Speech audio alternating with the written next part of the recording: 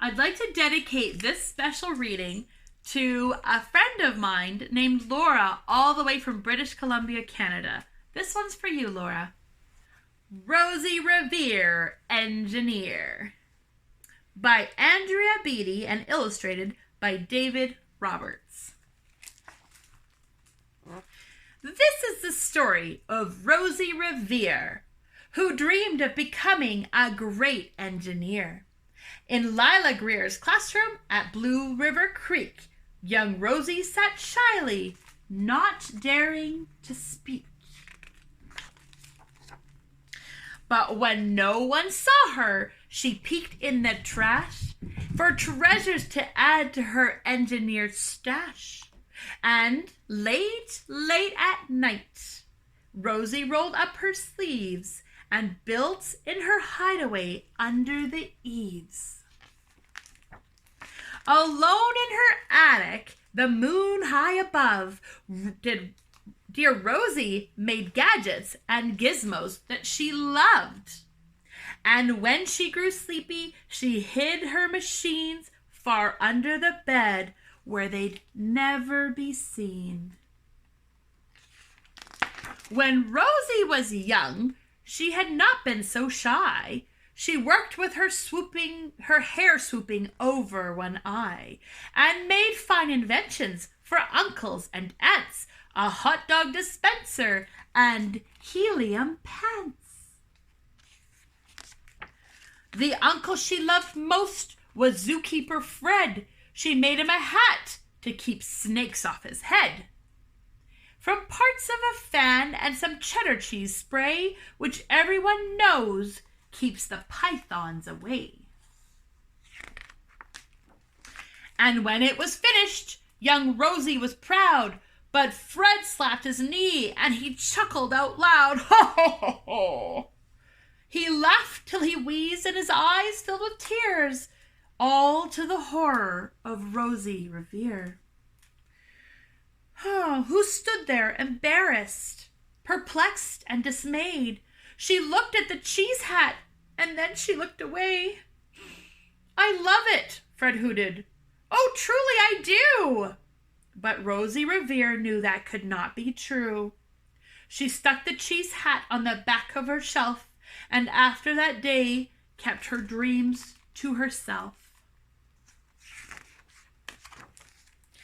And that's how it went until one autumn day her oldest relation showed up for a stay. Her great-great-aunt Rose was a true dynamo who worked building airplanes a long time ago. She told Rosie tales of the things she had done and goals she had checked off her list one by one. She gave a sad smile as she looked to the sky. The only thrill left on my list is to fly. But time never lingers as long as it seems. I'll chalk that one up to an old lady's dream. That night, as Rosie lay wide-eyed in bed, a daring idea crept in her head. Could she build a gizmo to help her aunt fly? She looked at the cheese hat and said, "No, not I." But questions are tricky and some hold on tight, and this one kept Rosie awake through the night. So when dawn approached and red streaks lit the sky, young Rosie knew just how to make her aunt fly. She worked and she worked till the day was half gone, then hauled her cheese copter out onto the lawn to give her invention a test just to see the ridiculous flop it might turn out to be.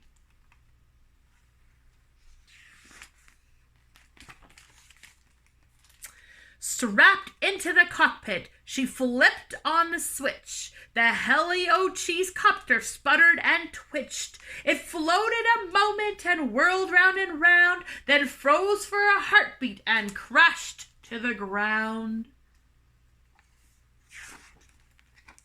Then Rosie heard laughter and turned round to see the old woman laughing and slapping her knee. She laughed till she wheezed and her eyes filled with tears, all to the horror of Rosie Revere, who thought, oh no, never, not ever again will I try to build something to sputter or spin, or build with a lever, a switch, or a gear, and never will be a great engineer. She turned round to leave, but then Great-Great-Aunt Rose grabbed hold of young Rosie and pulled her in close and hugged her and kissed her and started to cry. You did it! Hooray! It's the perfect first try. This great flop is over. It's time for the next. Young Rosie was baffled, embarrassed, perplexed. I failed, said dear Rosie. It's just made of trash. Didn't you see? The cheesecopter crashed. Yes, said her great aunt. It crashed. That is true. But first it did just what it needed to do. Before it crashed, Rosie. Before that, it flew. Your brilliant first flop was a raging success. Come on, let's get busy and on to the next. She handed a notebook to Rosie Revere, who smiled at her aunt as it all became clear. Life might have its failures, but this was not it. The only true failure can come if you quit. They worked till the sun sneaked away to its bed. Aunt Rose tied her headscarf around Rosie's head and sent her to sleep with a smile ear to ear to dream the bold dreams of a great engineer. At Blue River Creek, all the kids in grade 2 built gizmos and gadgets and doohickeys too. With each perfect failure, they all stand and cheer, but none quite as proudly as Rosie Revere. The end.